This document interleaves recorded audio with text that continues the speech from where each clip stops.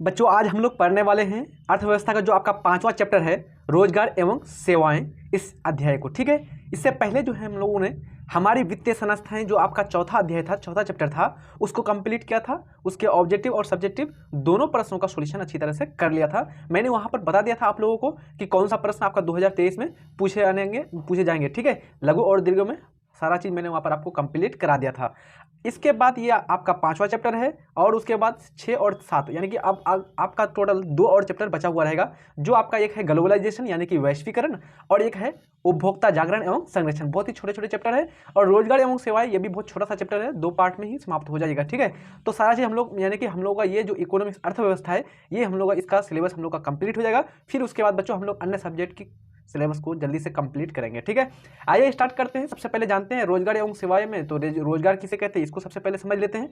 रोजगार बच्चों जिसको बोलते हैं हम लोग एम्प्लॉयमेंट। ठीक है, देश के मानव संसाधन को ऐसे कार्यों में लगाना है जिससे देश की उत्पादकता बढ़ सके और सामान्य जन मानस के लिए उनकी न्यूनतम आवश्यकता रोटी, कपड़ा और मकान प्राप्त हो सके, इसे ही रोजगार कहते हैं। यानी कि देश का जो भी मानव संसाधन हो, जो भी ह्यूमन रिसोर्स हो, उसका क्या करना, ऐसे कार्यों में, देश के ऐसे कार्यों में लगाना जिससे क्या हो जाए, देश की जो उत्पादकता है वो बढ़ जाए। Just like GDP gross domestic product या फिर जीएनपी ग्रोस नेशनल प्रोडक्ट, जो भी आपकी उत्पादकता उसमें क्या हो जाए, बढ़ोतरी हो जाए। और सामान्य जनमानस के लिए जो भी न्यूनतम आवश्यकता होती है बच्चों, न्यूनतम आवश्यकता क्या होती है, पहला रोटी यानी कि खाने को मिल जाए उसका भोजन, दूसरा कपड़ा यानी कि उसको पहनने योग्य एक छोटा सामान्य जो जीवन बिताते हैं बच्चों लोग, जैसे कपड़ा उसका होना चाहिए, और तीसरा आपका कि रहने के लिए उसके पास मकान हो जाए। तो यहाँ पर रोटी, कपड़ा और मकान जो आपका न्यूनतम आवश्यकता है ये पूरी हो जाए, तो इसको हम लोग क्या बोलते हैं, हम लोग रोजगार कहते हैं। ठीक है,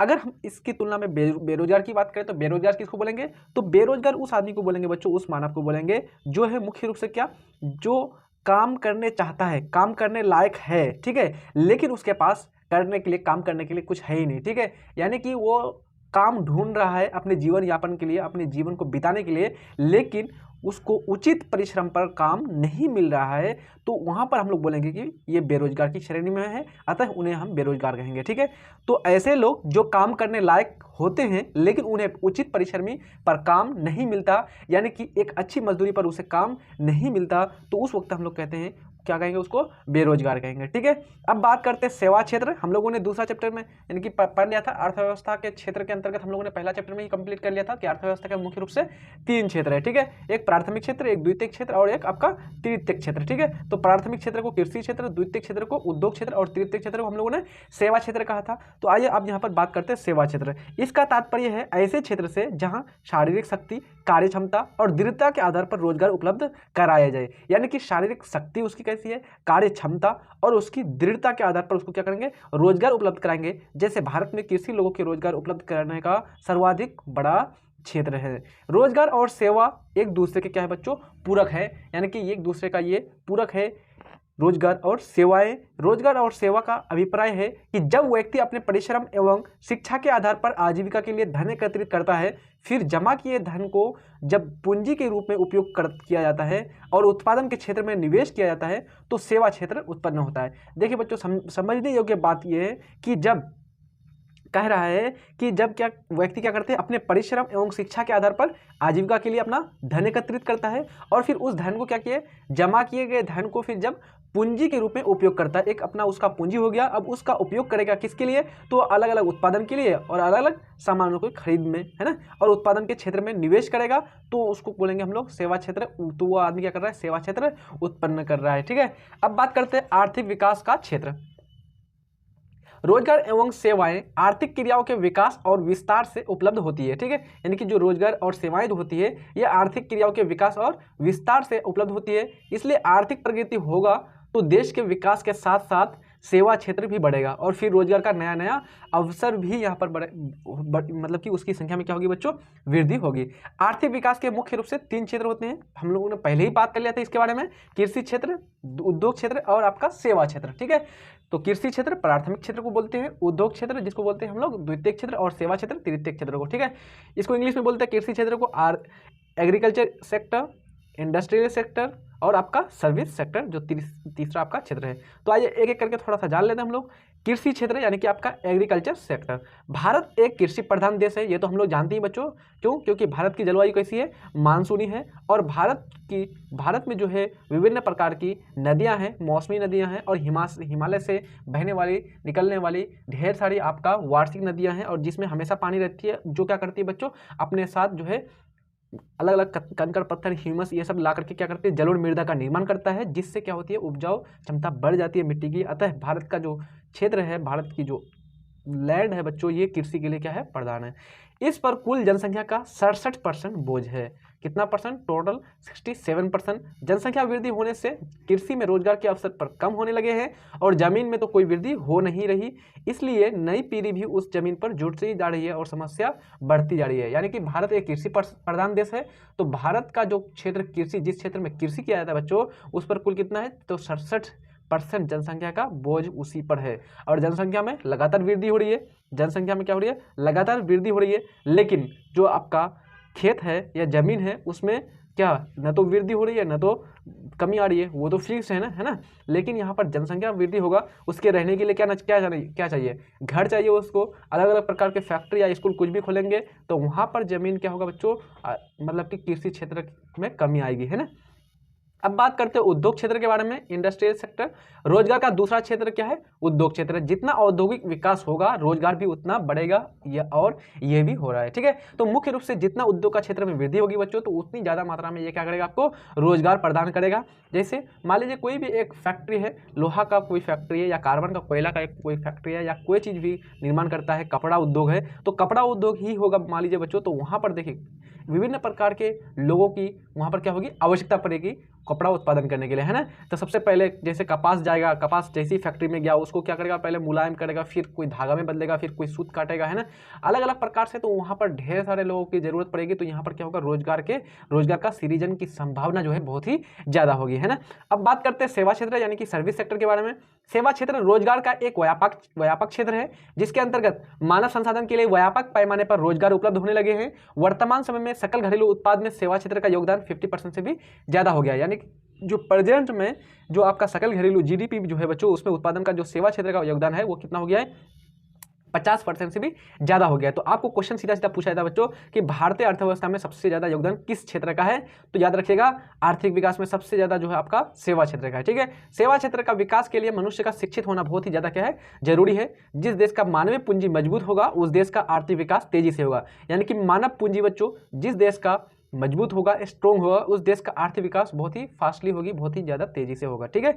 समृद्ध मानव पूंजी श्रम शक्ति को जन्म देता है, जिसके कारण लोग रोजगार पाने में सक्षम हो जाते हैं। यानी कि जब समृद्ध मानव पूंजी होगा तो वो क्या करेगा, ऐसे श्रम शक्ति को जन्म देगा बच्चों, जिसके कारण क्या होगा, अन्य लोग को भी रोजगार आसानी से मिल जाएगा। सेवा क्षेत्र के अंतर्गत वित्त, यातायात, बीमा, स्वास्थ्य, संचार ये आदि को शामिल किया गया है, ठीक है।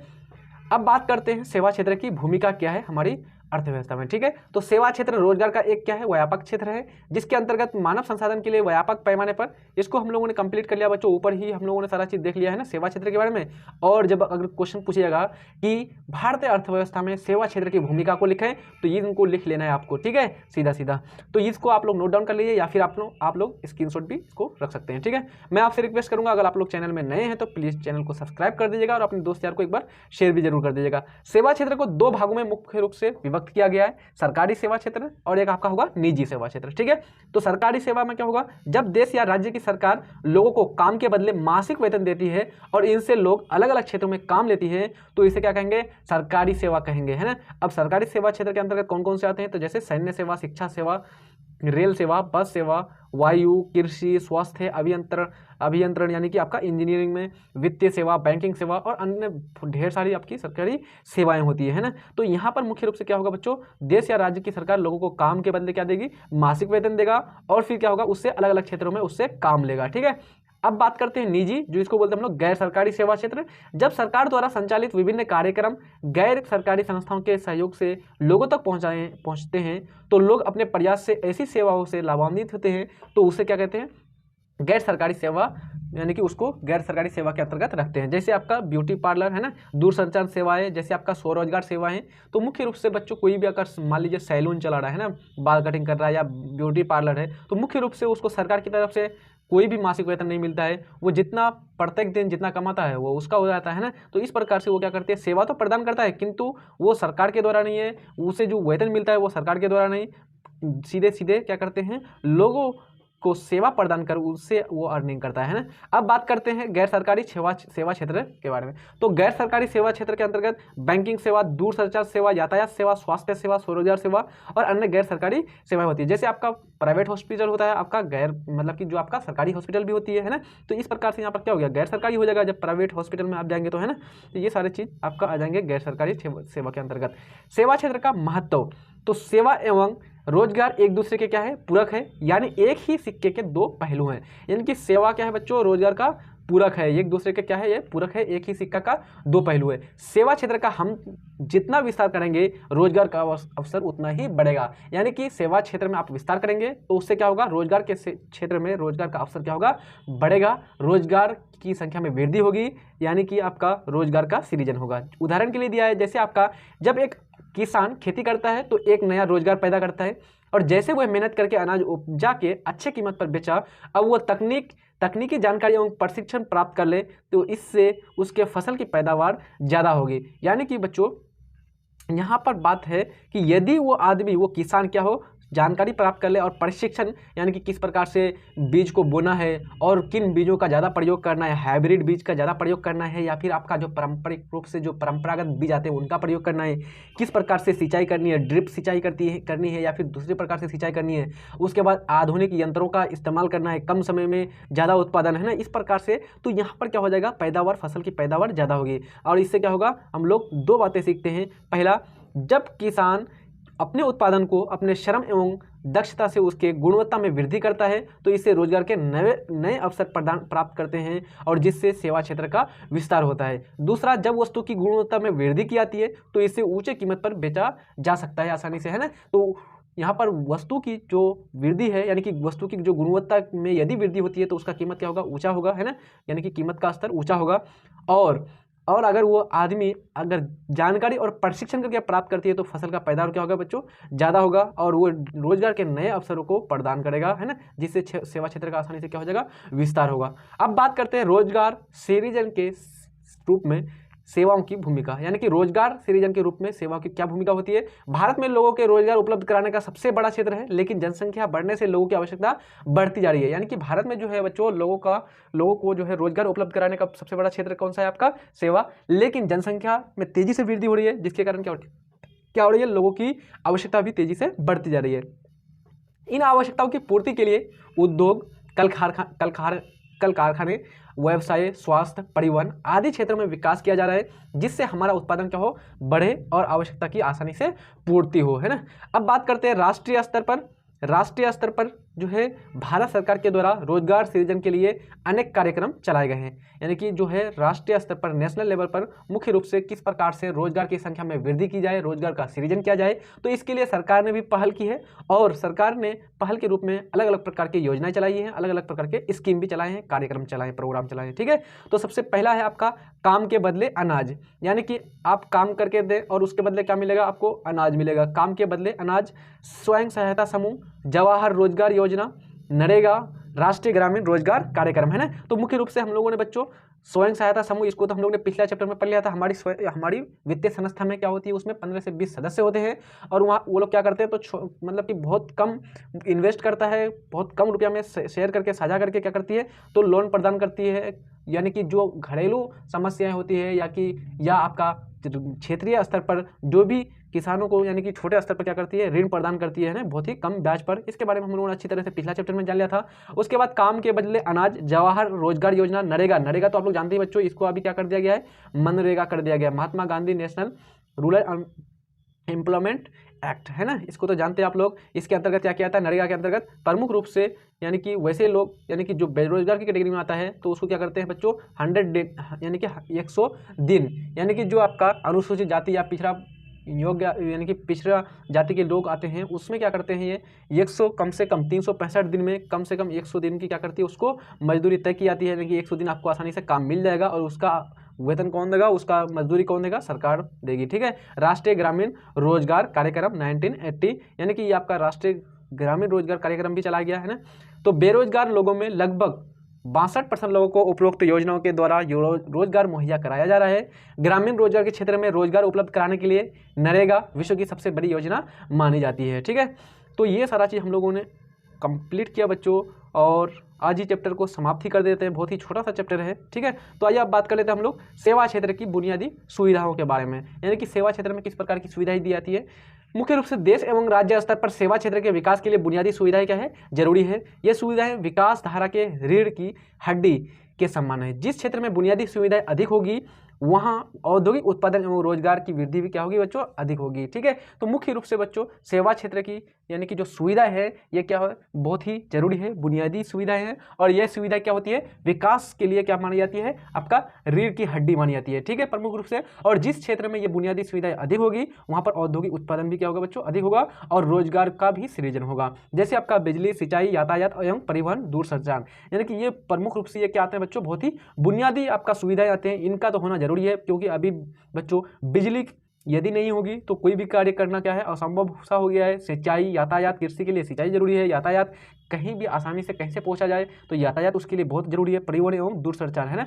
दूसरी तरफ बिहार, उड़ीसा, मध्य प्रदेश, राजस्थान इत्यादि राज्य काफ़ी पिछड़े राज्य हैं, जिन्हें बीमारू राज्य के नाम से जाना जाता है। कौन सा राज्य जाना था बच्चों, आपका बीमारू। ठीक है, अब यहाँ पर बीमारू के अंतर्गत आप लोग जान लेंगे आसानी से, यही बुनियादी सुविधाएं काफ़ी कम मात्रा में उपलब्ध है। तो बिहार, मध्य प्रदेश, उसके बाद आपका राजस्थान, ये आपका आ जाएगा उड़ीसा। ठीक है, यहाँ पर देख लीजिए बिहार, मध्य प्रदेश, राजस्थान और उड़ीसा, ये किसके अंतर्गत आता है, आपका बीमारू राज्य। तो आपको क्वेश्चन पूछा जाता है कि निम्नलिखित में से कौन सा राज्य बीमारू के अंतर्गत नहीं आता है, तो वहाँ पर ऑप्शन अलग सा दे देगा। एक ऑप्शन महाराष्ट्र देगा, बाकी 3 ऑप्शन यहाँ के रहेंगे। तो आपको ध्यान रखना है महाराष्ट्र या फिर आपका कर्नाटक है, या फिर आपको दे देगा गोवा, पंजाब, हरियाणा, इस प्रकार से ये राज्य बीमारू के अंतर्गत नहीं आते हैं। तो प्रमुख रूप से बीमारू के अंतर्गत आपका 4 राज्य आता है। तो BI से बिहार हो गया, MA से मध्य प्रदेश मान लीजिए, R से राजस्थान और उससे उड़ीसा को जोड़ दीजिए। ठीक है, तो ये आपका क्या हो गया, प्रमुख रूप से बीमारू राज्य के अंतर्गत। सेवा क्षेत्र में शिक्षा की क्या भूमिका है, अब इसको जान लेते हैं हम लोग।